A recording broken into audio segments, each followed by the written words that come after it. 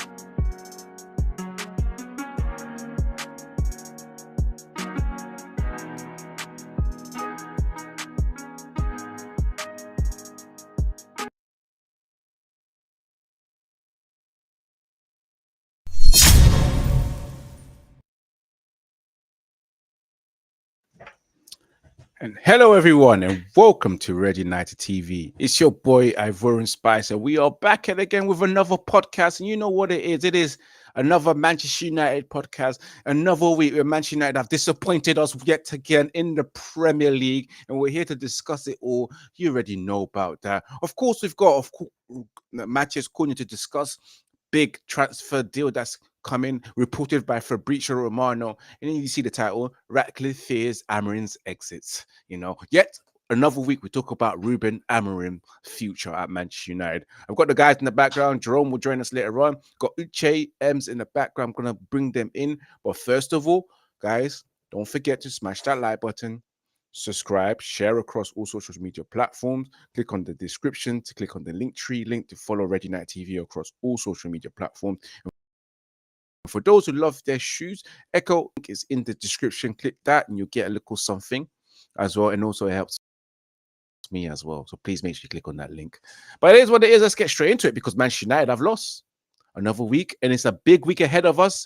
Europa League final. Will Manchester United do the deed against Tottenham? Or will Tottenham do the deed against Manchester United? We're going to discuss all of that. Sit back, enjoy, relax, and let's talk Manchester United. Let me introduce you guys to the panel. We've got Ems. Ems is hiding his face today, She said, I said, it's fine. We've got Uche as well. Uche, big up to you and big up to Ems. You guys ready for today? Because let's get straight into it because I ain't got time to wait for it. We're ready. Let's start. It is Chelsea 1, Manchester United 0. Manchester United played on a Friday night and we wasn't feeling all right because the party wasn't at Manchester. It wasn't at Manchester on a Friday night. It sucked. It really sucked. I'm going to let you kick off the show, Uche, by you let me know what your thoughts on that game. So then I'll give you my thoughts and obviously Ems will give us thoughts and Jerome should be joining us later in a minute. But yes, Chelsea won. Manchester United 0. Manchester United yet again failing to beat Chelsea at Stamford Bridge. Okay. Your thoughts? I know it's another day for us to actually talk about our woes and our downfall, and it's becoming exhausting every single day. But I would say that the game against Chelsea was a little bit different. It was a shift from what I expected. It was a good game overall. We were the better side until the goal margin said otherwise. The reason for this is if you look at it, we had a control of the game throughout the first half of the game. We were in control. It seems as if we know what we are doing, and it was a good game at first, towards the first half, until the second half, they started losing concentration, and then it wasn't happening. Now, this will brings me up to the team that needs that most were the one that got it. Chelsea needed that point very, very well for them to progress to the next stage, and they got it. United is not motivated. It just we are still chasing to get 40 points since that was since March, and it's a terrible situation that since March we've not gotten to up to 40 points up to now. So I would say is really a bad one for us. We look back, but it wasn't a scoreline that we actually expected. In the sense that we actually assumed they were going to be a normal draw game like we normally do with Chelsea. But I would say that game is a good fit so that we are ready for the Europa. I will tell you the truth. What Ruben said after the game was actually spot on. That will enable him to actually make the changes he need. Everybody was sharp as expected. It just that game was not for us. Like I said earlier, we were the better side on that game until the score sheet changed every narrative. But if you ask me, we are ready for Europa, and that game was just an example of that because we look thick.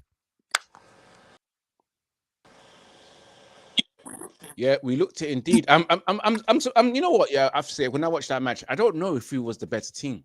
I know we had some very good chances. Yeah, but we'll talk about that later. I'm gonna big up Jerome, Ems, your thoughts, and then Jerome and me on the 1-0 Chelsea. Before we even please save your energy for Ruben Amorim for the Ratcliffe. Exactly. I just please hold your. I beg you, hold it. You're too eager, so please hold it. Let's talk about the match. Let's talk about the match first. Big up to those who are in the comments as well. I'll read the comments later, but let's talk about the match first before we move to the next segment. I think Man United played well for the first 20 minutes. We can agree on that. I think we played well for the first 20 minutes. We saw what this so-called Amorim ball's about for about 20 minutes. And then it became a bit like middle, 50-50 towards half-time. And then after half-time, I think Chelsea began to wake up knowing that there's Champions League at stake. And that's for Man United.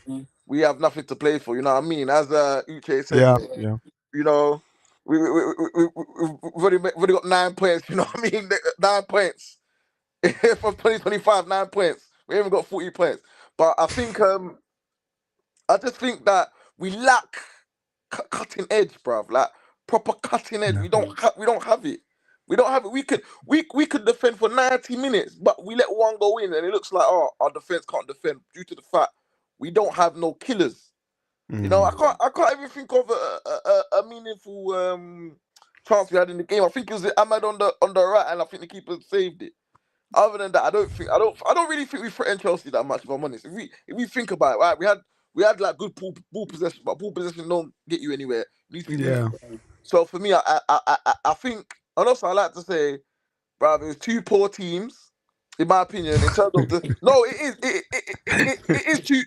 is two poor teams compared to the Chelsea of old and Man United of old. This is two mediocre teams. Like me, I watched the game, bro. I watched the game, yeah, and I wasn't even engaged with it. I was like on my phone, just like it didn't even feel like nothing to me.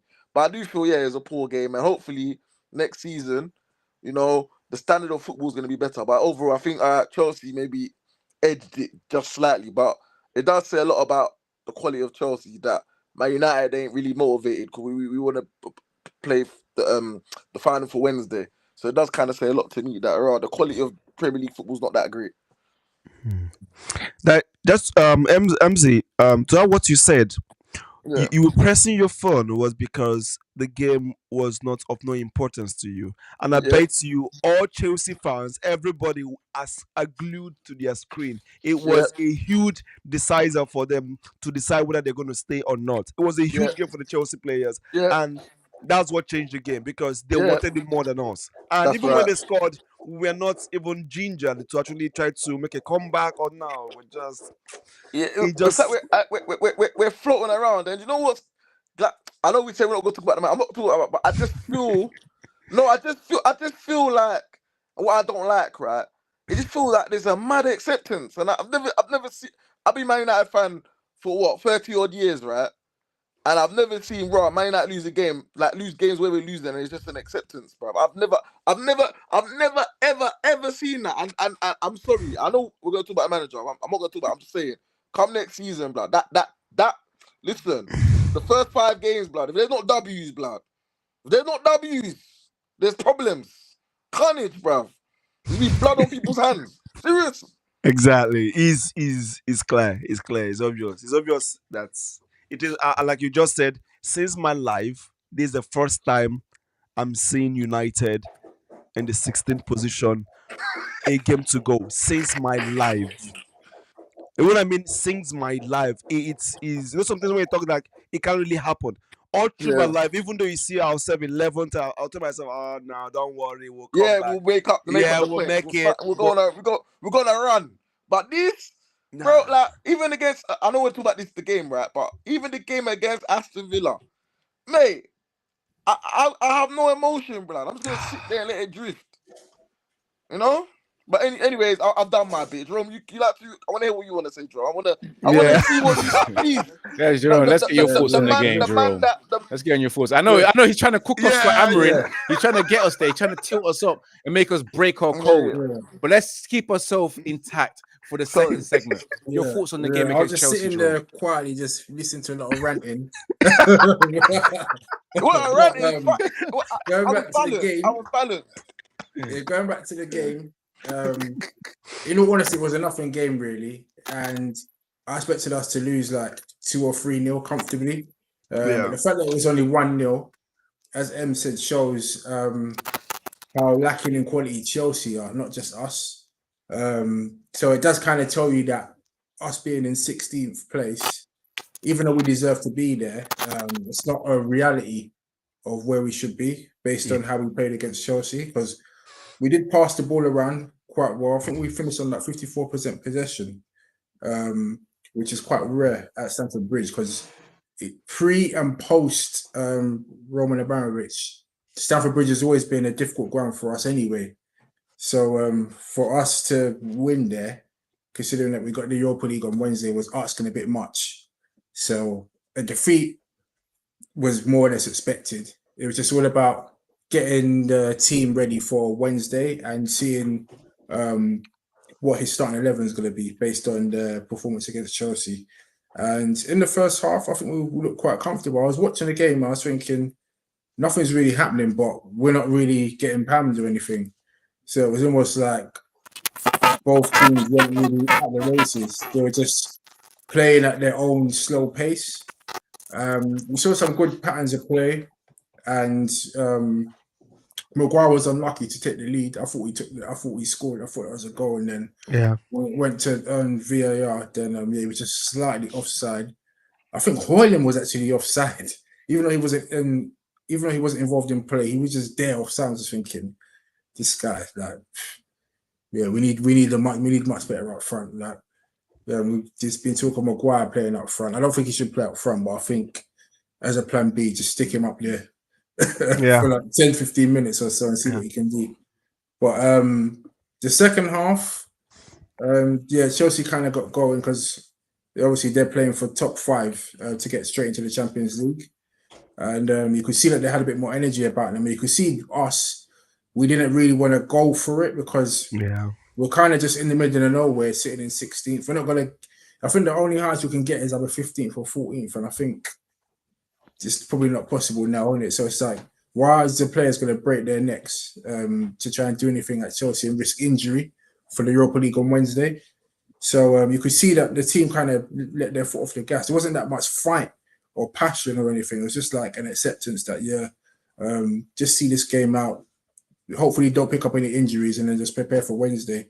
So when Chelsea scored, it was no surprise. I think it was Reece James done a little spin on Garnacho. And then just crossed it in, and I don't know what the defense was doing, but the goal just looked so silly from our perspective, from a defensive viewpoint. And then Cucurella just popped up and headed in, and Onana didn't have no chance of saving that. So I'm not blaming Onana for anything for that game. Obviously there was a penalty scare, obviously, but that VAR looked at that. But yeah, no complaints on Onana. And my main concern is we just look toothless up front and in the final third. I think our expected goals was like 0.34%. So we just don't look like scoring goals. And I think that's our main issue, our attacking play and creating chances. Our defense ain't really that bad. I think if we sort out our final third, I think we could easily be like battling for top 6 or top 8 next season because we're just lacking in goals. I think we've only scored, I think I checked it today. I think we scored 42 goals in the entire Premier League, and that is disgraceful considering that teams that like are in like the top 6 have scored like almost double the amount we scored. So that's something that we need to work on. And yeah, that's all it boils down to, really. We don't create chances. If you don't create chances, you don't score goals. So, but all in all, I think from a preparation perspective, I think the manager will probably be happy that we didn't get any injuries in that game, and that could help him decide what team he's going to pick for the Europa League final. Because yeah, some of the players did kind of look a bit rusty. I wasn't impressed with Ahmed. Hopefully he picks up for Wednesday, and it looks like, I know we probably might talk about it later, but it looks like that back three might be for the final if De Ligt and Euro ain't fit, and I'm kind of worried about Lindelof being in there because he's been a constant liability whenever he's playing, and sure, hopefully he doesn't get injured in training prior to the lead up to Wednesday. Well, so far I haven't heard any news, so I guess no news is good news. And yeah, I'll leave it as that, really. So just one more game to go in the league, then we can just get this league over and done with and just enjoy our summer stress-free, hopefully. Yeah, I hear that, man. I can agree with you guys on one thing. I thought we've started well with the first 10 minutes. But after the first 10 minutes, when Højlund had a good chance to try and nip it over Sanchez's head and then missed it as well, when you just think, oh, this team, like you just can't do anything right. But in the first half, I don't think we was that great. But the fact that just to let you know, this is how much I rate during that match. If we just zoom in, nothing much. You can see a lot of gaps, and that's it. I usually take notes for my match reaction. That match didn't mean anything. They didn't have that much in it. That 1-0 defeat against Chelsea had nothing in it, man. I couldn't even fill up the page, and this is a small A5 size notebook. And I usually fill it up by the end of the match. But that match had nothing in there, man, for Manchester United. You're right.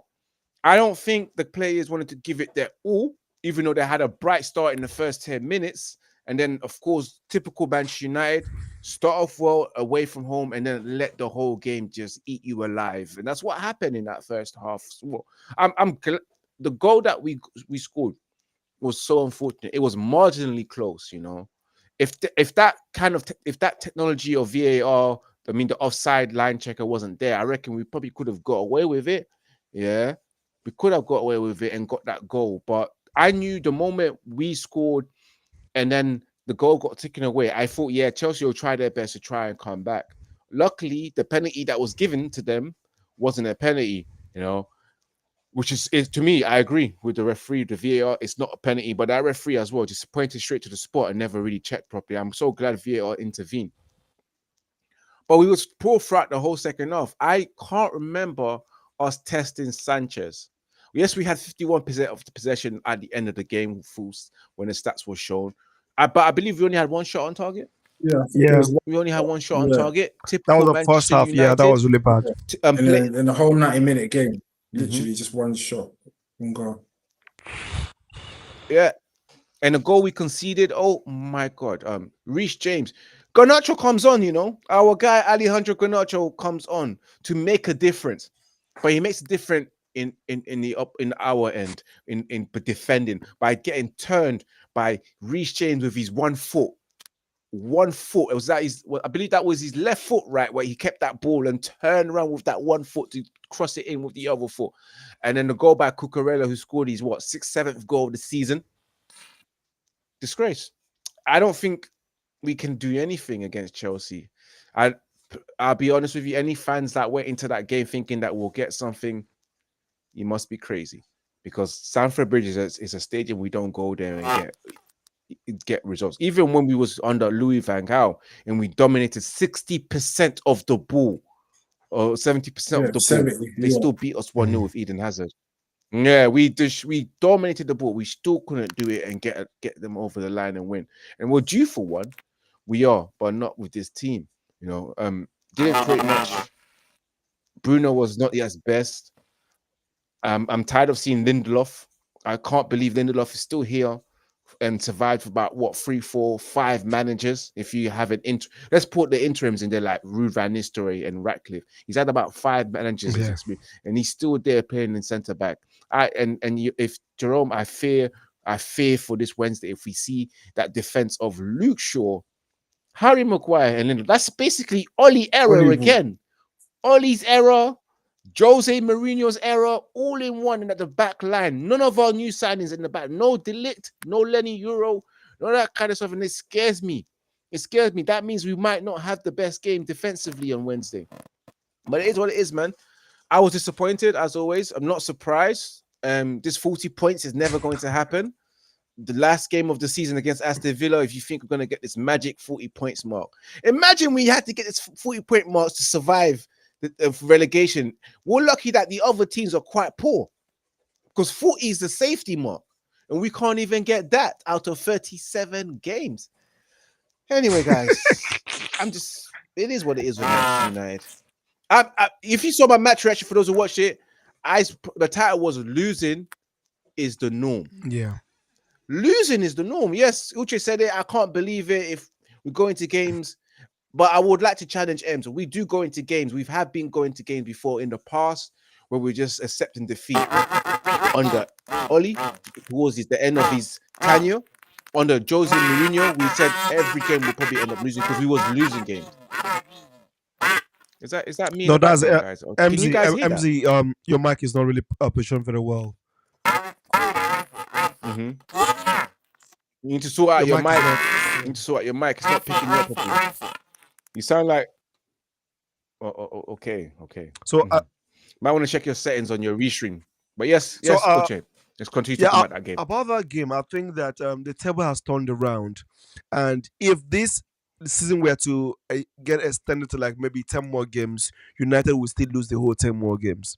And the reason for this is there's this thing they call when you're used to losing, it takes over you completely, and that's number one. Secondly, do you ask yourself why is that most players or most teams are in the top 5 anytime they meet players on the second half of the table, whenever towards the time of time, normally win them? Why?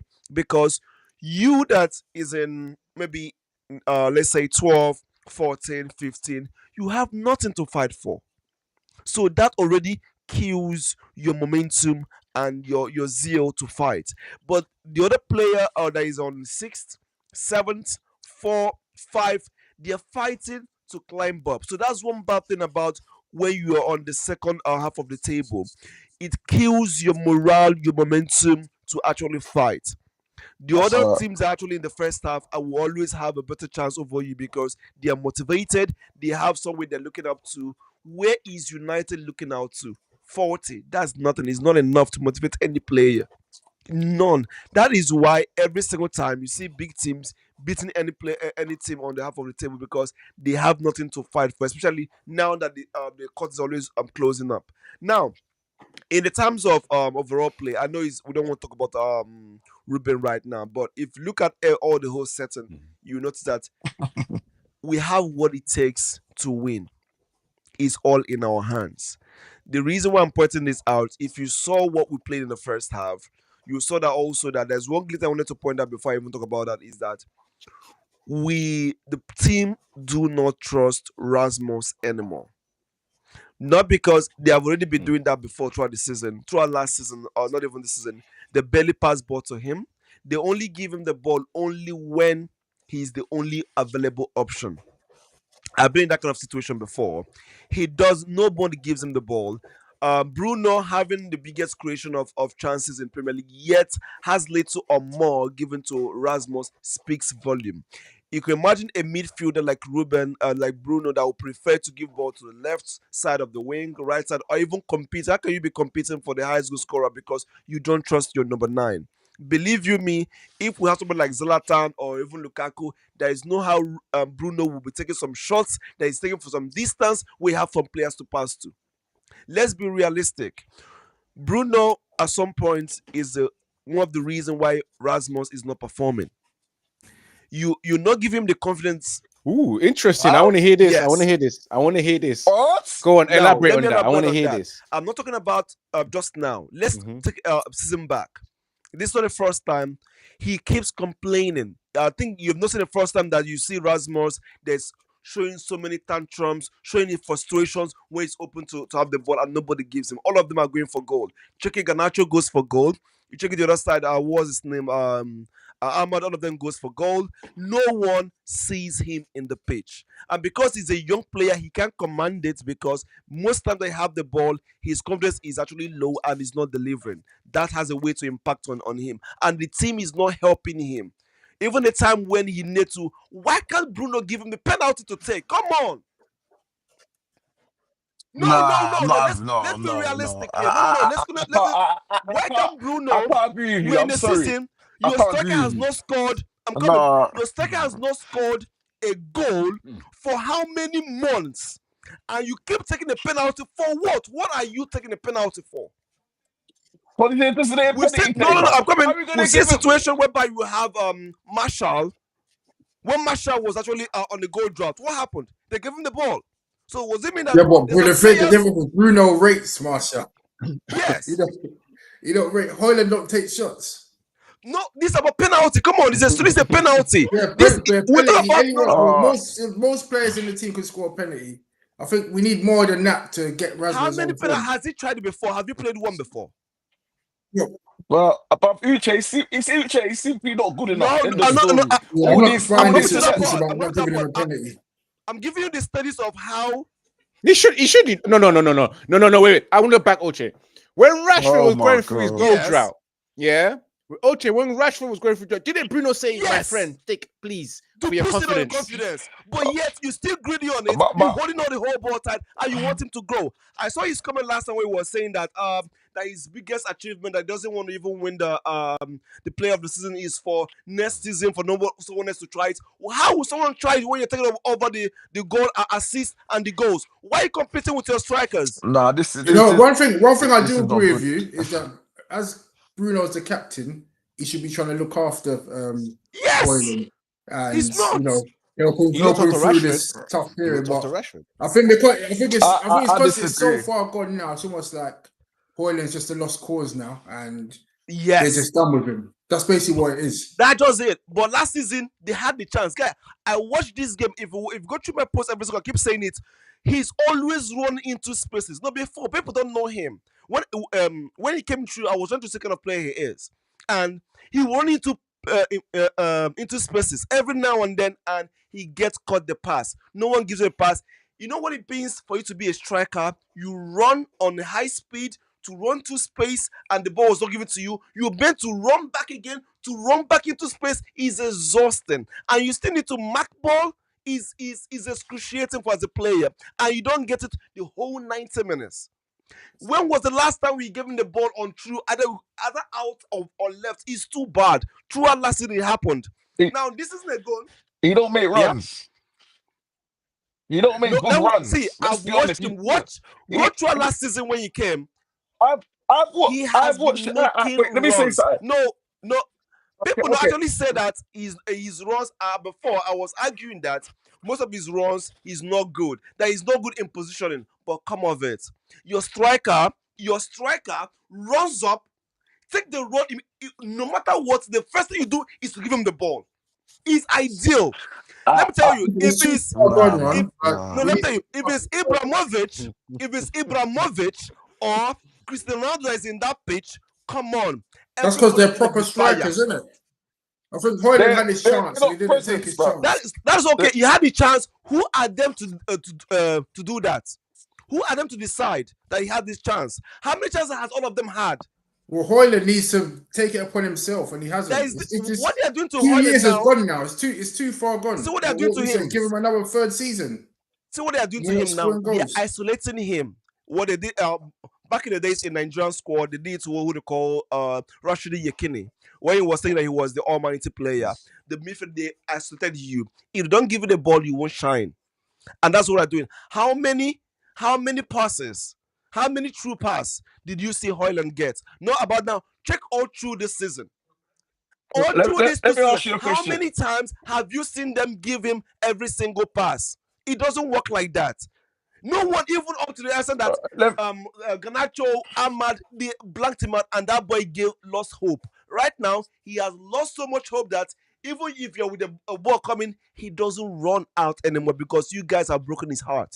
He needs a manager that can trust him. No, that's the blunt truth. Nah, I'm not. He might not be a good player. Yeah, he might not be a good player. His confidence is down, but the team good player. He's not doing nothing for Denmark either. No, actually, it's not really. Okay, for Denmark, he came as a substitute. He scored. Come on. No, but that's like what 1 or 2 goals in like 15 months. How many strikers have actually scored? How many goals in? Come on, man! You didn't do nothing at the Euros. Like, no, let's come on. No, what kind of team is he playing? Denmark. When was last time Denmark ended up in the quarterfinals? What Haaland in Norway then? Let me just go to Ems. Let's just have your say because we need to move on to the second segment. Bro, listen, Uche talking about he makes runs, he does this. Uche, how many times, right, have they tried to play the ball from to hold the ball up and the ball bouncing off you or going off a throw-in, going for a corner? Bro, no, it's tiring for the midfield. They won't respite. Uche, I think you should give. Sorry, sorry to disturb you. And just to add to that, you saw the way he tried to control the ball and dribble against Chelsea when he was in the Chelsea box. You saw that, right? No, it's happened. No. You saw that, right? Get me here. You saw that? No, Uche, we are trying to. All I'm saying here is that we pushed him to the point where he is now, that his confidence level is now below par. Let me tell you, if you go through what he went through United, your confidence level will be on nowhere. Oh, gosh. Even as it is right now. One thing I've established here is that Uche likes Rasmus Højlund. He's always been Uche, you have said no. Uche, I remember 2 weeks ago you said something about if Rasmus went to another club, he will shine. And because I'm seeing him as a victim here. And again, you blame Bruno Fernandes for Rasmus not scoring enough goals. We did not take care of him. That's what I'm saying. We did not take care of him. We didn't take care of him. Bounces off him every time he gets passed to him. That is it. Is it the first time it's happened to a player? How about Lukaku? Lukaku had the worst touch in the whole Premier League. Lukaku wasn't this bad. Lukaku is this bad, bro. Lukaku has the worst. Is not this bad. Come on. You had the worst touch. Your worst first touch in Chelsea, worst first touch in Man U, worst first touch in Inter. How many clubs? Lukaku was not this bad. It was all those. I'm not having that. Lukaku has the worst. Let me just get to the comments. Let me get to the comments before because we need to move on to the second segment. All I want to say when it comes to Rasmus Højlund, he loves bumping and grinding because his mind keeps telling me no, but his body keeps telling him yeah. Why does he keep bumping and grinding on these defenders? Let me say one more thing, sir. But yeah, big up to the comments. He was doing ballet dancing at home to West Ham. Yeah, ballet dancing, literally. But he's honestly he's not doing well. Guys, calm down. Uche, let's end this. Let's move on to the second segment. I know you want to talk about Højlund all day. You guys are not cool with him. But you gotta let your striker go. He's a kid. Come on, he's a kid. He needs support. Kud says getting rid of Ruben after he's only had half a season is ridiculous. Okay. Kira says, first of all, big up Red 18. That's a big up Red United TV. Kira says, I'm available as a striker for €2 a week. I guarantee I can stay on my feet and hold the ball for 5 seconds. Unlike Højlund! Actually, no, there is no sentence for this garbage as well. Kira says, Maguire should play up front. He has a better feel for the goal than Højlund, and he won't be able to score an own goal, so it's a double win. Bedrick says big up as well. Bedrick says Bruno ain't giving no GAs. Jake says, Uche, are you really backing Hoyland? And also Jake said, Uche, you don't watch the games, Man United games, because you're backing this guy. And also Jake says that blame the club for Hoyland, to be honest. He should have never been our main That's number for 9. sure. Feel Yes, sorry for that's Hoyland. correct. 9 goals in Serie A shows he's never that guy. It's true, 9 goals, and he's doing it this season again. But let me move up to the second segment. Big up for those who just tune in. Smash that like button, share and subscribe to Red United TV. Become a member of Red United TV by clicking on the join button and select the perk that suits you. $2.99 is not a lot. But yes, let's go straight to it. I've come up across this article in The Sun where it says the title is Ratcliffe fears Amorim's exit, and obviously we'll talk about Matheus Cunha's deal edging close as well. So the Sun understands that Ratcliffe remained concerned from former Sporting Lisbon boss may decide enough is enough after a campaign of chaos in which he said he blames himself for creating what he described United's worst team in history. Ratcliffe sees in Amorim a similar kind of character to himself, the kind of loose cannon who turns his in-house companies into a global professional giant and become a billionaire.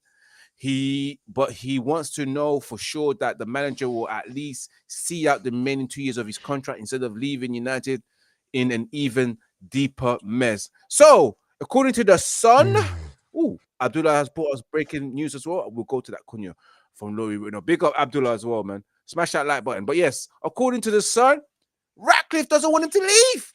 Ratcliffe said, no. It's our fault. We brought you here. We really want to make this work, you know.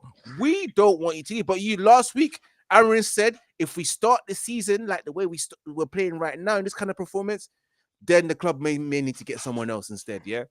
So, Ratcliffe wants him to stay. How do you guys think about that? Because he fears he could leave. And I put it in the poll, should Amorim stay or should Amorim leave? It's in the poll right now. Amorim out, guys. 67%. What? You want me to have 67% say you want me to have my stay. safe first? And I said, let Amorim out, guys. Who wants to start the first segment? Let's start the segment. My team's simple, bro. This is sackable offenses, bro. Too many offenses on the list, bro. There's too many, bro. Too many. First you come in, you try to implement this formation. I've said 1,000 times with players that ain't used to it, ain't good enough anyway, and we're trying to show weaknesses. We're trying to sell these man. We're show them their strengths to get rid of them. So for me, that shows me that the coach is tactically inept. He ain't good enough for Man United Football Club. For what I've seen, for what I witnessed, you lot can sit and tell me when he gets his players in, Bro, no manager has ever, bar probably on his slot here right now today, come in a good situation and taking over a club. If there is another club that's done that, please tell me in the Premier League. But I don't know any. So as far as I'm concerned, he's come in, he's made Man United worse, blood. And I feel if we win the Europa League, it's almost carbon copy to us when we won the FA Cup last year. That we're papering over cracks, brother. And I think for me, to stay on the back of that. And listen, let me finish. I'll come to you in a minute. For me, we've been back and forth on WhatsApp, messaging, everything. As I was saying, we just think we're kicking the can kicking around across the road. Yeah, keeping this guy. I haven't seen anything if you can't see anything, why are we keeping a man? Can't see the vision, so we're going to give him his players in. If the players don't work, it's the same problem again. Rinse, cycle, repeat, bruv. And for me, he ain't the answer for Man United Football Club. If I'm wrong, only prove wrong. I wish I'm wrong. But for what I've seen, you're going to tell me he needs these players. Well, how many players is that? Is that 11 players? Because if that's the case, man, we don't have money like that. So for us, bruv, I'm tired of him, bruv. Anyways, I'm done. Next. Mm. I don't know. All right, Jerome, I think you should actually go. But I really wanted to see what Ruben has to offer. That's actually what I want to say, please. So you're asking me what he has to offer? Yes, I just want to know. You should be phoning in. Yeah, I just want to know. Have his interviews and asking him. Yeah. I'll give you my interpretation. But yes, that's what he's saying. You know what Amorim wants? He said it when he came in. that he's not going to change his formation for anyone. And Ineos knew that before they brought him in mid-season, when they should have brought him in at the start of next season, from what he said, or at the beginning of the season. So he's come in and he's told us that this is my formation. You've seen what I've done at Sporting. You've seen my work. You've seen that I've got Sporting challenging for titles and being competitive in the Champions League. And they brought him in on that basis. So if they brought him in on that basis, why should he now change to something else? If he was to change to go back to what we've done on the ETH, then we might as well have just kept ETH and not sacked him. So that's his standpoint. Okay. Obviously, we know that the players have like down tools and they haven't like performed for multiple managers. Like this is nothing new. Don't do that. Don't come. Look, you talk about the manager. Talk about so you want to interrupt me now, yeah? Yeah, because what you said. Listen. Yeah, but you have to listen to my whole point. No, but you're gonna say. Listen to my whole point. No, you're gonna say. The player down tools from previous managers, and it's happened to Ruben. Talk about Mr. Amorim and his formation. Go on, talk. Sorry, if you stop interrupting and let me to finish my point. Allow you to finish. Let me finish. Let's get where you're going. I need to give you the full context. So basically, the players they've been down tools under multiple managers, and they did that under Erik ten Hag before he ultimately got sacked and was in 14th place. So man, them keep saying that we're 4 points off top four as if it was a positive. And if it was a positive, then they wouldn't have sacked ETH in the first place because they could clearly see that it was in a downward spiral. So what they've done now, they've pushed forward what they planned to do because we knew that Erik ten Hag was on borrowed time and they wanted to sack him in the summer, but they didn't for whatever reason. And they've acknowledged that that's a mistake, that he should have gone in the summer. So they brought in a manager mid-season who plays a totally different system to what the players are accustomed to. But Amorim's already told them that that's the system that he plays. He's not changing his philosophy for no one. If he's changed his philosophy, then that's already showing weakness. So he's gone with his philosophy. He's tried to teach the players how to play his formation. Obviously, the players have struggled to do that. So instead of going back to what we're doing under ETH, the managers took it upon himself to say, I'm going to stick to this. And if you're not willing to learn, then we're just going to have to suffer. And he's told us that we have to do that. So, in effect, we've kind of written off this season. We've written off this season, and that the manager has to take some responsibility for that. But my argument is he should have come in either at the beginning of the season to start his philosophy or at the start of next season.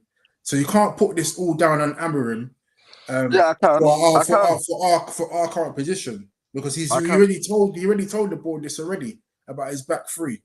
We ain't got the players for that. Clearly, everyone can see that. We've got a squad now that's got players still under Mourinho, Oli, and ETH. That's 3 different sets of managers with 3 different philosophies. And you're expecting them to be molded together and start kicking ball and playing like prime Barcelona and challenging for titles. We're far, far, far away from that. So we need to kind of manage our expectations. And where we are now in 16th, we could have arguably been like that last season. Last season, we were scamming results under ETH. And ETH had 600 million to spend. This manager's coming. He hasn't had no backing. He's brought in one player, Doku, that wasn't even his first choice. And he's brought in Heaven and Obi, who they weren't brought in for the first team. They were brought in for the youth setup, but obviously they've been promoted. So really and truly, he hasn't been backed. He's coming mid-season. He's basically trying to teach the squad how to play a new formation in the middle of a season. And you can see how that's impacted on the performance because the teams are not accustomed to that way of playing. So that's why we're in that position that we're in now. So if we're to sack him now, after just 6 months, then that's showing incompetence on the board. That's nothing to do with Amorim because we can see Amorim's work at Sporting Lisbon. He's not a net manager. He's a decent manager. Otherwise, we wouldn't have brought him in the first place. So if we were to sack him now, we're basically repeating the cycle and paying more compensation. Don't forget, we paid £9 million to get Amorim in. So that's why we're hearing rumours that Ratcliffe doesn't want Amorim to go because it looks bad on Ratcliffe. These are the man that brought him in mid-season. See, Ems has disappeared now, isn't it? Because he doesn't like the truth. Well, no, He's back. He's back. He's back. He's back. He's back. He's yeah, back. He's back. He's he's back. back. Yeah, he's But no back. camera. Yeah, No camera, no face, no case, man. But the point I'm trying to make is Amorim is going to need time. Right now, he's failing. Nobody's denying that. Why can't I hear But no we one? need to give him a true run and true What's backing happened now? before we can start firing out managers left, right, and centre. If we're going to sack him after 6 months, you might as well just forget about Man United being competitive again, because we're not going to be deemed as a serious club anymore if we're just sacking managers left, right, and centre and not even backing them. So that's why I've always maintained that give Amorim a summer transfer window, let him see what he can do with players that are more aligned to his way of playing. And if it looks like we're going through the same run by the time it gets to Christmas, then I'll be like, right, yeah, maybe it's time to look at something else, because it looks like this club's too big for him and doesn't know what he's doing. But the bottom line is he needs time, and sacking him after 6 months is just ridiculous. I don't think it's. It shows a lack of competence from top to bottom. If you're bringing in managers and sacking them after 6 months with no backing whatsoever, and expecting the players to just become accustomed to his way of playing in a system that they've never done before, and the club knew that before they brought Amorim in the first place. Nah, I disagree. I disagree with some of the things you're saying. In my point of view, there's no way. And I mean, if you're a top elite For some club, reason, I don't know. My voice just, I can't hear anything again. I can't hear anything you guys saying. yeah, can anyone hear me? Yeah, I can hear him. Yeah, I can hear. Oh, okay. Coach, you try and log out and I'm log back saying in. there's no way in hell, if you're a top elite football club, right?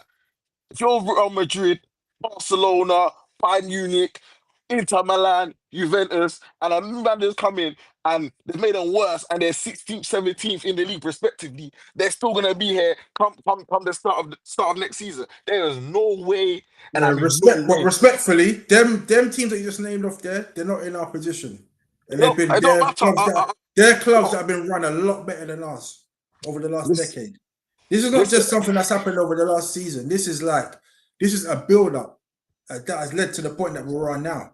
That's why you can't be blaming all disposition all on Amorim, because this is something that's been happening for years and years. That's why we're so bad now, because of years of mismanagement. And those clubs that you named, they got a proper structure, so they can sack a manager, bring a new manager in, and they can just start rebuilding again. Barcelona have financial problems. You forget about. I remember Barcelona was going through some stuff. They've rebuilt. But Barcelona, they've got a good setup. Apart from their spending, they've got a good setup in the La Masia system. That's why they've got. After they've got Pedri, Yamal, and all these men that could just come in, players that they didn't even have to buy. We don't have them. No, I understand. But my concern is with some of you, man, right? You guys move like man has no accountability at all. And that's what. Let me finish. Let me finish. I'll let you land. That's what pisses me off. That I feel like the way I see things, the way you man are thinking, I'm not saying it's right or wrong. Man puts out the team 3-4-2-1, whatever nonsense formation that is, right? And then if the team loses, I'm in it. He set his stall as it's all the players. But if you're a good coach, in my opinion, you've got to work with the tools you've got. Regardless, you're never going to come in when you come in mid-season. You're never going to come in a good situation. That's fact. That's fact. But your job is now to come in and improve the players you've got. And I can honestly sit here and say there's not one player man's improved. Not one. So for me, I have doubts. Anyway, I'm saying come the start next season. Can you hear me now? Yeah, I can hear you. Yeah. Okay, so I know what to do. Just give me a moment. Let me just get this out. Yeah, so I'm saying, so next season needs to start with a flyer, mate. 5 straight wins, in my opinion. That's not going to happen. 5 straight wins. Yeah, well, that's not that. We haven't even won back-to-back games all season. And that's down to who, though? Yeah, that's down to I who? can hear you That's now. down to who? That's down to who? Jerome, who's that down to, please? That's a joint responsibility. Oh my God! If anything, you don't even need to have a top manager to win back-to-back games. So arguably, that's down to the players. That's your point. See, you said that's it. Down to the players. Why have you not? You trying to tell me? Me and Uche, me and Uche get a word in, or was this between you and I'm Jerome? mistaken. This is we're just here. I think it's between you and Jerome. I've said my piece. This segment is just between you two. Let me You know stay what, quiet. now? You don't say your thing. For me to jump in because my voice, my audio was a little bit bad at first. Now, Yeah, this is gonna be more like a Q&A with you, me and you, Jerome, because I just want to ask you a few things in this situation. Yeah, man's coming for an interview, yeah? Okay, yeah, it's gonna be a little bit more interesting. Now, I want to ask, if Ruben were to be in Chelsea, or Chelsea, Madrid, or even Barcelona, or even Liverpool, do you think that Ruben will still have a job? He definitely wouldn't have a job. Shall I tell you why? Thank you. I'll tell you why. Because those clubs are better run clubs, and they could just bring someone else in and just start getting the ball running straight away. They haven't been mismanaged for the last decade like us. Okay, So that's why fine. you've got the likes of Real Madrid's, Barcelona's, Okay. Chelsea's that can just change managers, and already they're looking at winning trophies and challenging for titles. I think was it Tuchel? No, not Tuchel. Who got sacked? Potter came in for like 6 months or something. Got sacked. They brought in Tuchel. Within a few months, they won the Champions League because they already had the squad there. We don't have that. no, That's why when we make changes, it takes like a long time to get to where to be, and we never ever get to where we need to be. And then we ended up changing the manager. We've got the same players, because don't forget these teams that you mentioned, they changed their players. We don't. We still got dead wood that have been there for like 5, 6, 7 years that are refusing to leave on high wages. So we're already at a disadvantage that we can't change these players because they're refusing to leave, and no other club wants to pay for their wages. Whereas those clubs that you mentioned, they can sell their players and just start rebuilding, but we can't. So our situation is a lot different. So we don't say we can't sell. We can pay. Change the manager now. Bring someone else in. You still got these same players. No, I don't believe in changing players. No.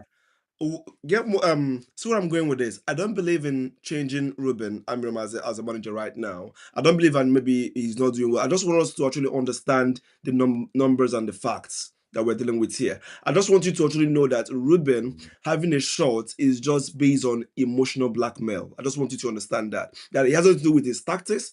It has nothing to do with what he's doing. Ruben having a shot at United has nothing. Absolutely nothing to do with his style of play. It has nothing to do with his game plan. It has nothing to do with his tactics, with his communication skills. It has nothing to do with football entirely. Only just emotions that he was brought in the mid-season and has not had any chance to spend money. That is just the only reason why many of you, including you yourself plus Sir Jim, wants to give him another chance. The reason why is if you sack Ruben right now, it makes Sir Jim looks bad to the board. It makes him look careless and reckless. Just the same way that we had with Maguire when he was actually having a poor time. We didn't want to, no one wants to actually put that because you spent 80 million and benching him means that you made a bad decision. And you don't want to tell the board that they just flashed 80 million for nothing. The same thing is applying right now in the case of Ruben. Second Ruben means that the whole board, everybody who sat down to make this deal made a blunder. And no one wants to look bad. And that's why they're forcing Ruben to make it work. Now, let me to another point I want to point about in terms of Ruben is this. I don't need him to sign a player for me to know whether he's good or not. All I need to see is show workings. Now, based on you already have the job, yes, you don't have the players. What are you doing with the little you have? This shows me that Ruben is going to squander money for him to actually succeed. It doesn't show that he has the integrity to actually bring up young stars and nurture them into being a global superstar. He doesn't have that ethics within him. That's what it shows. It shows that he is a plug and play kind of coach who is only get me this like Mourinho and get it done. Now, let's all come to his career. For the fact that he had a wonderful season in Sporting Lisbon does not mean he's going to have a fantastic season in Manchester United. For the fact that the player is so wonderful in a particular club does not mean he's going to succeed in the other club. Why do you think they're judging people like Pep is? They told Pep, leave Barcelona, try Bayern. Okay, they are texting to see whether he can perform in different clubs. Not every manager has that quality to perform in every clubs they go. And please, that should not be a yardstick to show that he is going to perform in United. Besides, there are different pressures. Remember, the only interviews that he had on the first day he landed in Manchester United, he said it that all through his time in Lisbon, he has never had that kind of interviews all through his season. But he had all that all in one day. That shows that the job is different. Now, bringing over to the other side about what Ruben has actually done. If you look at the team itself, I said this before, Ruben already doesn't want anyone. And when you don't have any player that you like who is going to put their foot down and support you, the only reason why Ole was able to go the far was that Ole queued in with the team. The players were ready to play for Ole. We all can agree with that. The whole players was ready to play with Ole. The same reason why people played with Erik ten Hag was because Erik ten Hag, the players backed him up against Ronaldo. That's what happened. And the players, by the time he lost those confidence, that's why you see people like Rashford, regardless of whatever happened, he's getting the playing time because they backed him when the chips were down. The same thing is happening right now. Tell me one single player that is ready to go tooth and nail for Ruben in that team. No one. Because apart from Bruno, because he gave him that he trusts him. Apart from that, no one is ready to do anything for Ruben in that team currently. The only reason that we are no Ahmed Diallo, who says he's been the only player that's actually been Ahmad is not playing because of Ruben. Ahmad is not playing for Ruben. Ahmad is playing to shine. That young boy have actually gone through a lot. Actually, look at how he moved around. That guy moved around. He earned his place. It's not because of Ruben. He earned his place. Those are two different things. Well, I said one thing I have to say. I have to add to that. If they're not playing for the manager, then I don't want them to be here. That proves my point. No, with these why guys. would you do that when your manager? I said it your last manager week. Doesn't want you. Why would you play for him? Because you're not good enough. You can't say a whole team is not good enough. No. When you say a whole team is not good enough, and you expect that same they're team, not good enough. How See can these they work players? with you? You see these players that you're defending. These players are not good enough. These players, they stopped playing for I don't Mourinho. defend these players no more. They stopped playing for Oli. No. And they stopped playing for ETH. Nobody can tell me different. Being a And manager, they totally worse. So they always quit. They always quit when the grind, when the going gets tough. They always about psychology. Quit. You can't come on and tell the people who hold your job that they're not good enough. It's nowhere done.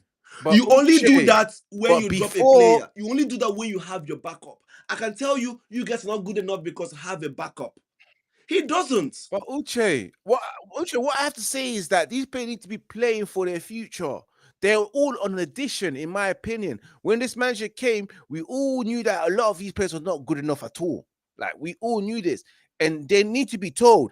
I will encourage them to let them know that they need to be told, because they think they're good when they're not good. They need to be told that they're not good enough. They're fighting for their future. They need to fix up. Because at the end of the day, we want them to be gone. At the end of the day, we want to sell majority. We want to keep them. We don't want to keep them. We want to get rid of some of them at the end of the season. Okay, you're correct. Yeah, you can tell them they're not good enough, but there's difference between you're not good enough and you're going to leave at the end of the season. From what Ruben is doing, Ruben is not trying to say that you need to buckle up. The way he was acting was like they are all placeholders. No player wants to be a placeholder. He was acting like all these players are all placeholders. By the time he gets to his summer, he's going to get all of them get out. It doesn't work like that. You've seen in Chelsea has sacked so many managers because when you think you're the boss and the players don't matter, they'll tell you they matter. The truth is that every single one of United player matter in that page. And for the fact they have whole trophy before you came shows that they have substance. There's something you understand. And this also brings me to a point of that we all need to apologize to ETH. Because if we can accept this level of L's, with so much defense from Jerome, I don't believe that Erik ten Hag was even given an altar of respect for what he has done. That young man saved up for more than 5 years of trophyless. You will have a bragging right today to talk because of Erik ten Hag. And right now, Ruben is about to take us back to where we came from. And people think it's normal because he has not been given some $1 million to spend. Now, let's leave the money aspect of it. I'm actually done because what I just want to point out is just about facts. Okay. It's about facts. Now, we need to move on now. as well. Speechless with that backing of Erik ten What Hag. I'm trying to do now, He deserves an I'm apology. ready. 600M spent, and this guy needs an apology.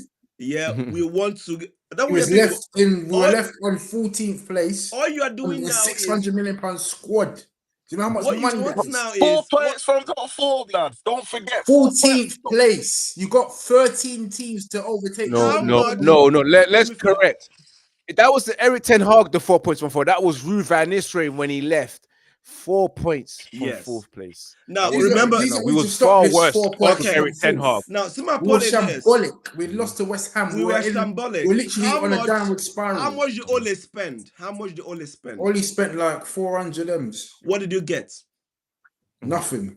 Good. Second but and third. Now and all you want now is for Ruben to have the luxury to splash $1 million to inexperienced players. All of them, because that's what's going to happen because no big team is going to play because we're not ready to break the bank for them. So he's going to splash $1 million to some average or non-players that you might have never followed in their football games any time to play. That's by the way. Now, my main point on this is if a manager is not able to win 10 games, 10 good games, no matter who it is, out of 23 or 24 games, that manager needs to leave. Not because it's not good enough, it's just because that job is not just for you. You can actually make your point. I understand that Sir Jim have to back him up, but right now you're only backing him up based on emotion because I actually listened last time.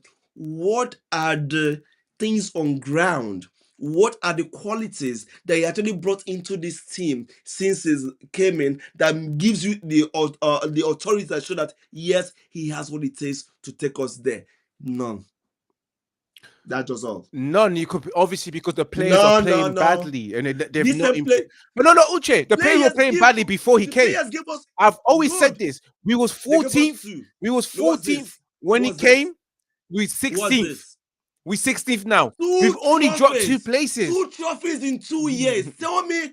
You really Did you not listen to what he said? This is Erik ten Hag. If Arsenal had that kind of trophies every season, no one would say Ateta out. Those trophies was yes, but Uche, let's look at the league.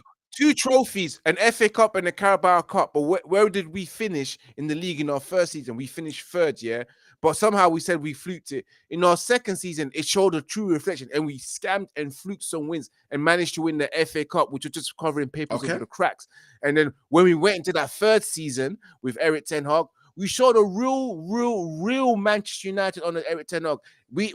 And let's just not forget, we've been on page 2 of the Premier League from the start of the season after the game against Fulham, which we won, to the end of this season. So it's not like we've improved before he came and after he came. We've been the same. We've only dropped 2 places down before Erik ten Hag got sacked. And after on top of that, Erik ten Hag said that we'll never play so the no matter what.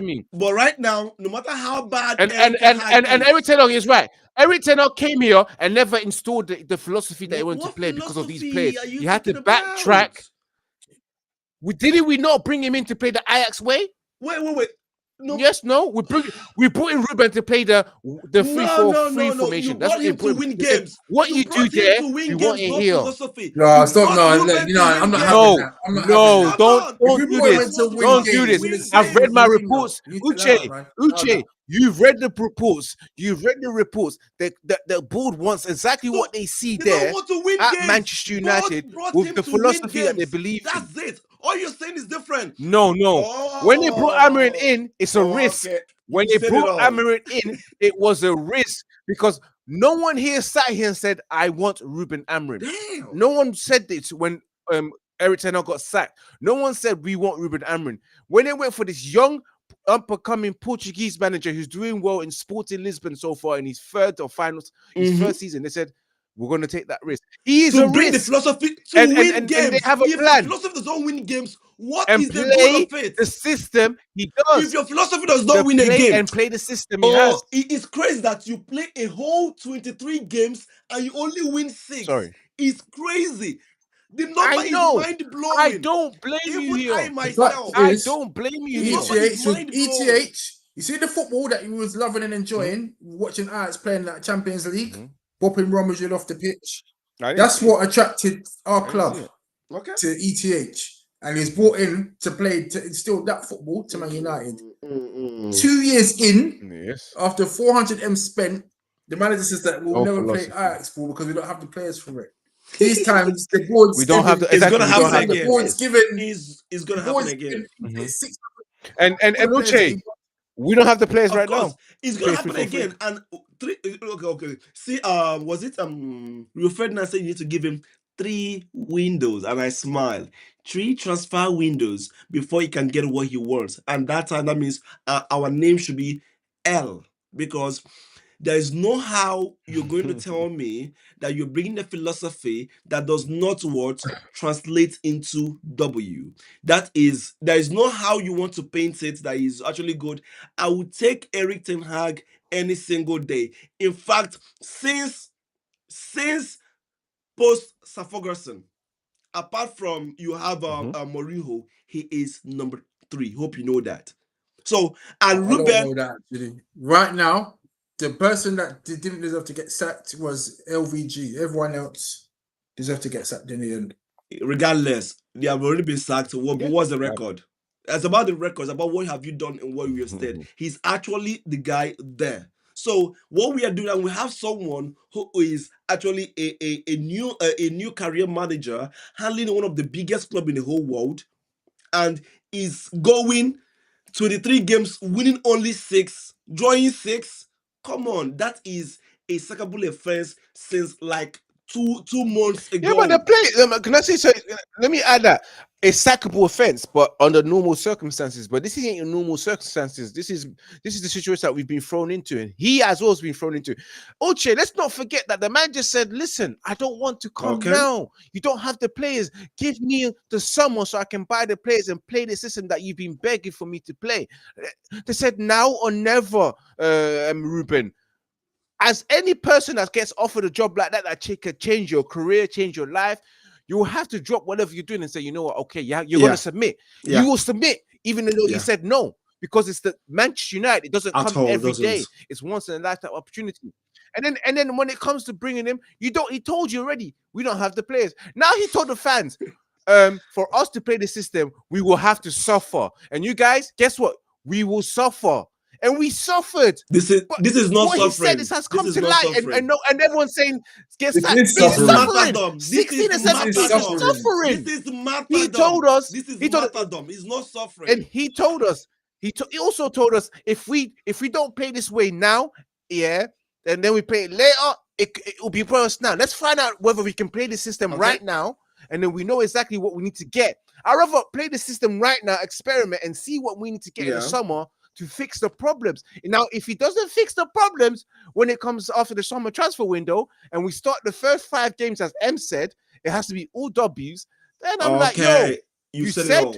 You said what you just said now is what I wanted to say. Yeah. We're about to repeat the mistake for the 3rd time. We did it with Erik ten Hag. When we need to sack him, we didn't sack him. I backed Erik ten Hag up. Yeah, I backed him. I backed Erik ten Hag, but he was meant to leave after the FA Cup. That was the mistake. He was meant to just leave the same way Louis van Gaal left after the FA Cup victory, regardless, and walked away. That was what Erik ten Hag was meant to do. Now, in the case of Ruben, quote my word on this: we are going to sack Ruben next season, and we're going to be in a big mess, because then we won't have any other manager to pick from, and we're going to use interim or any other manager to finish the job, and they will do a very good job at it. Mark my words, Ruben is going to fumble more next season because no one is scared of him. Unless he's bringing players they are known, they are scary. You have to be twice better than all the whole players for you to succeed, because it's about emotions and psychology right now. They have that side that they're better than Manchester United now. We are a mid team in the head, and that needs to change. The only way we can change that, it needs to bring elite winning players. And our players are losers. Because the manager is a They give up loser. all the time. The manager made us losers. When No, we he's not a lose, loser. No, I've seen it. Newcastle, Carabao Cup, first 20 minutes, the players gave up. Every game, they concede the first goal. Oh, let's give up, man. Do you know what? We're not here You know to what? play. We're not going to be Check here the next domestic season game. anyway. Check- They have loser check domestic mentality. games. We lost domestic games. We crashed out awfully. Psychologically lost out. Psychologically, Because they he keep can't losing out. motivate They the can't. team. They don't have the He mentality. doesn't have it to spark up the team. He doesn't have it. Players have given up. It's clear to I see. see a player that's got character. I see a manager that has character that will motivate you. I see it in He's not him. doing I it. see that in him. With He's not doing personality. it. The So, team is no, doing he's it. not. So No, did no, ETH, they are did not doing ETH, it. Oli, and They are Mourinho not fail to doing it. motivate their players then, if you're saying Amorim did. Apparently, Eric Ten Hag had no motivational skills. That we was told this, that he's can't motivate He's anything. even more strict than at him. all. Honestly, Yeah, he's even He is more more strict than strict him. And then what happened? They gave up two loser mentalities. We've got too many players with loser mentalities. We need winners in our team. That's the problem that we have here at Manchester United. And I'm not going to back these players. Sorry, I've been here, This is the 6-7 years, seen the same players. Lindelof that shouldn't be here. Maguire shouldn't be here. You know, so many. Luke Shaw shouldn't be here. So many players shouldn't be here. And they're all losers. Rasmus Højlund is low in confidence because he's a super loser. So many losers, no winners. but yet Only a few have winning mentalities. Casemiro, Bruno no. Fernandes. Why can't Casemiro? He was to an extent. was Yeah, they have. football's gonna leave He's got a him. winning mentality. Oh, but guess what? I said No. Football hasn't left him right yet, now. man. What happened? It's going to leave No. him. It's The about issue to leave in him. here It's is on the about the verge. players. It's on the door, about to Anthony- leave. The door's Anthony opening left- for him, but he's still Anthony got left. He's something. now in finals. Loser mentality. Anthony left. He's in Rashford, finals. a Rashford loser left. He's himself. almost in semi-finals before he left. What does that show you? It was Huh? almost Semi-finals of what? semi-finals. Who, Anthony? Wasn't No, Anthony I mean- benched wait, under wait. ETH? I mean, Rashford. Rashford No. was Rashford almost Rashford was almost injured. in semi-finals before he Yeah, left. yeah. Now we have Talking yeah. about players Rashford's a that loser either too. down tools or We don't have. performs They're poorly. down tools, loser We need to mentality. start- Rashford's A been lot of our down players tools down in for like tools, 2-3 Shay. years under numerous managers. Let's Come be on, honest. Trey. Let's You be can't back these honest. players. Let's be honest to ourselves. Manchester United, at some Mhm. point, if you ask me, need a coach that is experienced. Cleansing. It's too We've had big. it. No. Needs cleansing. No. It's No. too big. We've had this. We need a new. We Now, need to do what we See always the ask for. problem. A See the clear out. problem. A clear See the out, man. problem. Clear out. Okay, Van do you Gaal agree did with a me? clear out. Yes or no? Do we not Van need Gaal a did clear a out? clear He did out. not do No no clear clear out. out because there's still Van some Gaal players. did a whole No. clear out. Do you know who he changed? Van No. Gaal changed all the whole No. champions we had. Do you know that? He didn't have a clear out. Okay. He had No, Van he Gaal didn't. had an He didn't get injury rid of crisis. everyone. All the And no, put let the me play for youngsters you. Didn't get rid of Do you know everyone. all the twins? He told the twins, "You guys are living." That was the first he told them. All of them are living. The whole twins. I know he got rid of Okay, Raphael, tell me who didn't get rid of. The Fabio, whole yes. line was out. You He got brought in a Raphael. blind. You got brought rid in of blind. Welbeck. Almost all the whole Think- team was. He cleared everybody. Check it. He cleared almost everybody. He did the first clearance sale since post Fergie. He was the one that did the whole clearance sale before Almighty Ten Hag finished the work with $1 million of his Avengers. Uche, we need a clearance sale now. That's We need fine. clearance It's sale okay. now. It's good. I accept that. We need it. But the problem is that the coach we have on ground is not showing all the symptoms that he has what it takes to cure the sickness. Yes. And just to go back to Fairs. LVG, we should not have sacked him. No problem. Thank you. mean, That's what I'm Jim, saying. If we can sack LVG for just missing out in top 4, and we But that was a sack- mistake. Mhm. We shouldn't have sacked him. We sacked him because of missing out in top 4. We sacked also Mourinho for what? That is playing some kind of that it doesn't have a pattern.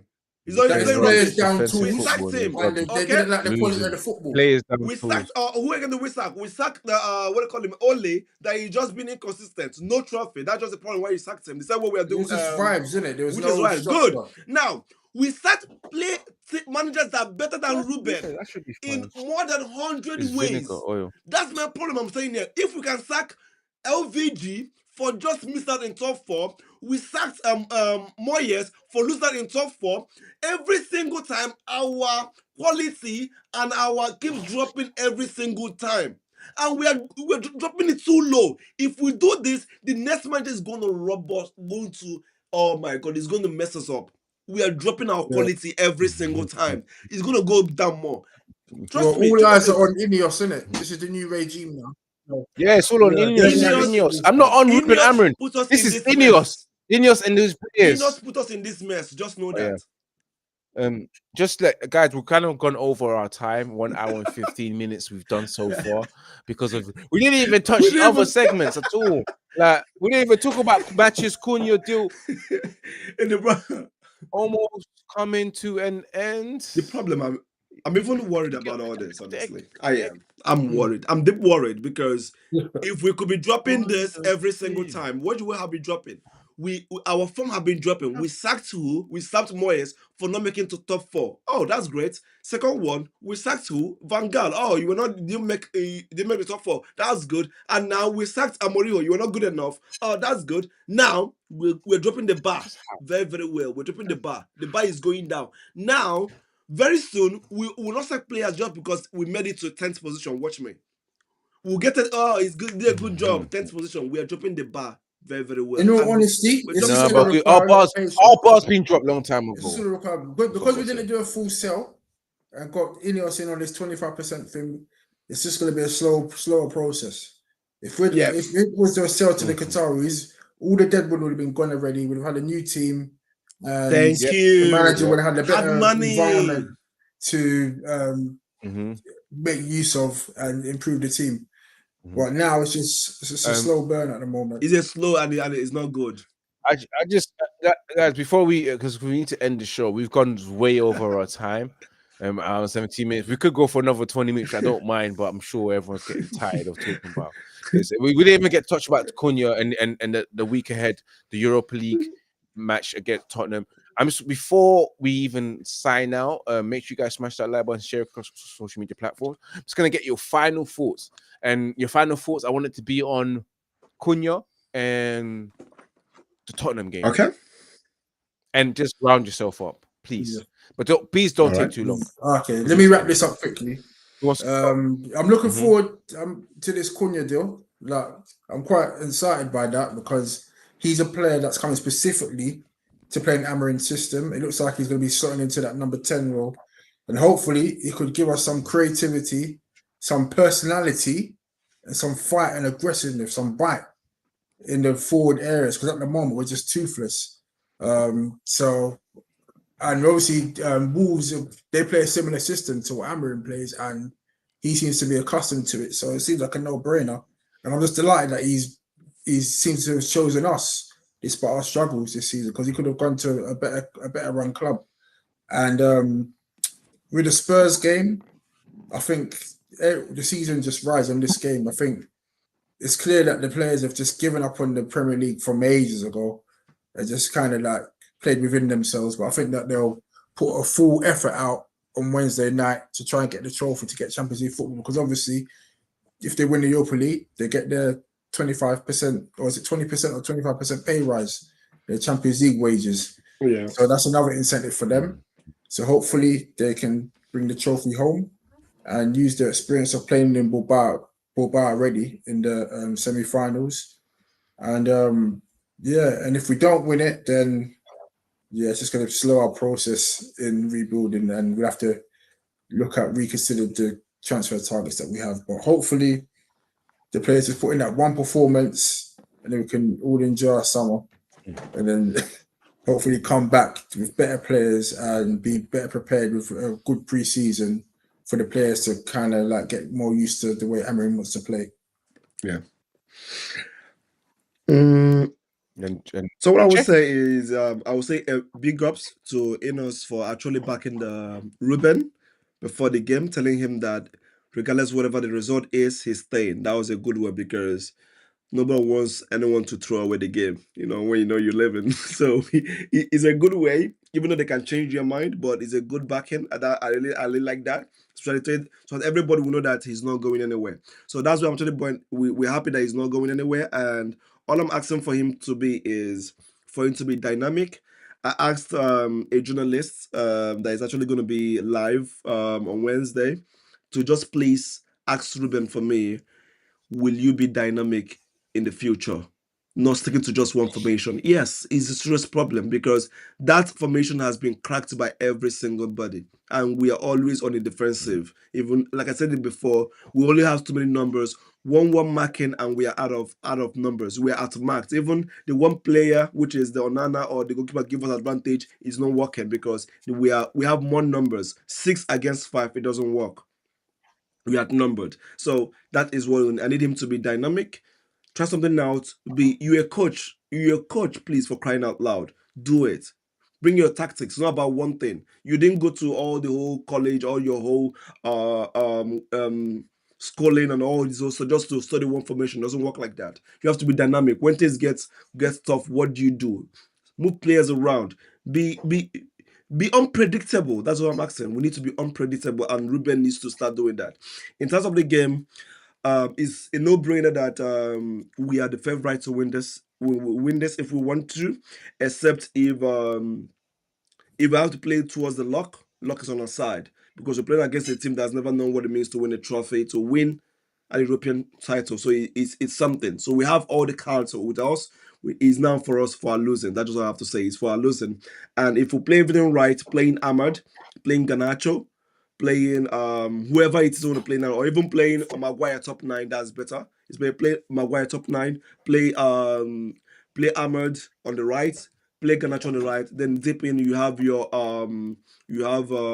Bruno and then Casemiro. Then we can actually toggle around with the defense with these young boys, playing with a bit of even Lindelof. Yes, I don't mind him. I know you guys say don't want him, but I don't. At this point, we need experienced players, not just players who have never been in the big stage, because it's a whole different level on the big stage. This is one of the biggest stage in the football, and you need experienced players to be right there to perform. When the chips are down, it's all about the experience. So it's going to be a good game on Wednesday, and surely we're going to come back here, and we'll be happy about it this time around. No longer sad faces like I'm seeing right now. So it's gonna be a good game. I'm anticipating that. I hope so. I hope Hopefully, so. smiling faces. For me, for me, I have to say my final thoughts on Cunha. I hope the deal goes through because we need to start signing now. The fact that I'm seeing Real Madrid do their signing before, because we was already linked to Cunha, and we was advanced talks or whatever it was. They still should have been wrapped a time ago. Whereas Real Madrid can wrap a deal up within a week from just hearing of it. Liverpool close to wrapping up the Frimpong deal, which I'm extremely upset about because I thought this could have been a player that we could have taken to play the 3-4-3 formation, but it is what it is. And against Tottenham, you're right. As what you said, we have the history of winning trophies. Yeah. So we should win that. I said, "Oh, Ems, you back? I didn't know. We heard from you for a good 40 minutes. I was listening in there. I didn't want to. Wow, yeah, I was trying to listen. That's new. That's wow. New. Yeah, I was trying to listen. Well, I didn't know. You were so silent. Like, no, I couldn't even hear you breathe. That's how silent you was, what bro. it is? We're listening. Intensively. Yeah, and the thing, your because you don't have your video. When you talk, the thing expands. Your circle expands. That didn't even move at all. That's how I was surprised. I was like, okay. This guy must. Man. I hope that we beat against Tottenham. Yeah, but final thoughts. I think due to football heritage, I like to believe we'll win, innit? And I think for his sake, we have to win because I don't really want to, if he doesn't win, boy, listen, he's got to start next season with 5 wins on a row, blood. Hey, his hair's looking a bit grey, blood. So he come back pre-season looking full grey. So I think no, but I think we'll beat Tottenham on Wednesday. Yeah, man. So I'm positive. I hope we can beat Tottenham Wednesday, and then by apparently his players, as Jerome likes to say, so be implemented in his system, and then there'll be no excuses. So Jerome, what I'm saying is, my friend, when he gets his players in, when he loses, or if he loses, because I don't want him to lose, I want you to own what you're saying, take accountability, and say, you know what, Ems, you two Ivor and Spice. Remember, Ems was right. Yeah. Remember, I did say I'm giving him till Christmas. Okay. I'll be consistent with that. Don't worry, bro. I'm with you, but listen, I want to be proved wrong in it, but as Uche said, yeah, I don't think he's it. But I'm gonna give him the chance. I'm gonna give him the chance. That's what we can do. We support the club in it, so Yeah. we have to Give him the I'm money. giving Amorim the same energy I gave Oli. Yeah. Even though I knew that Oli was a fraud. I gave him 3 years. listen. So Alright, cool. I've got to keep the same energy for these managers that come in. Yeah, man, exactly. Some of us wanted Eric Ten Hag to stay, Yeah, didn't it? same here. They gave him Who the was that? Yeah, full me 3 too. I years. So wanted that. we need, Yeah. we need to give at least Amorim the first 5 games I'm of the giving him next 5. season, like I'm you giving him said. 5 games. And I said it as well. First 5 games. First 5 games. If it's not a Bro, W and it's the first game, it's a I don't loss. care. Listen, Yeah, I don't care. problem. The first 5 games are Man United. Man City, Liverpool, Tottenham. Who else? Wait, Chelsea. We don't Who care. else? Aston Villa. I don't care. You got we do 5. I don't care, bro. Listen, I'm suffered. And you got to do it with a style. Yeah. And we have to see it with a style. We style. The win Yeah, has we to be style. Eric Ten Hag scumbag. Do you know what? If we lose, but there's style and I can see something, then I might let it slide a little bit. But we need to win, bro. That's the most important. Yeah. Anyway, guys, big up to everyone that's tuning in right now. Obviously, this has been your podcast, the catch up. What a long one, 1 hour and 26 minutes. We usually don't do this unless it gets a bit spicy or we get carried away with the conversation. But it's been a good show as well. Next week is the penultimate week. Of course, the end of the season is this week. And then we will find out whether Manchester United will be in the Champions League next season, so we can talk about it next week, Monday. And I wonder if it's going to be an Amorim's out show or Amorim should stay show. I'm looking forward to next week, Monday. Big up to everyone that's tuning in. Make sure you follow everyone on this panel as well. Big up Jerome and Oche and Ems for sharing their thoughts as well. As always, I'm tuning in this Wednesday, 7:45 for the Europa League watch along, and also this weekend for the Premier League watch along, and the match reaction that will follow after the game, after full time. It is what it is. As always, as I always say, Manchester United fans, which this season has been hard. Remember to keep it united as much as you can, you know, but always remember to keep it Red United. Yes, that's all I've got to say. Till next time, love, peace. God bless to you guys. We'll see you next week. Sign out. Love. One love.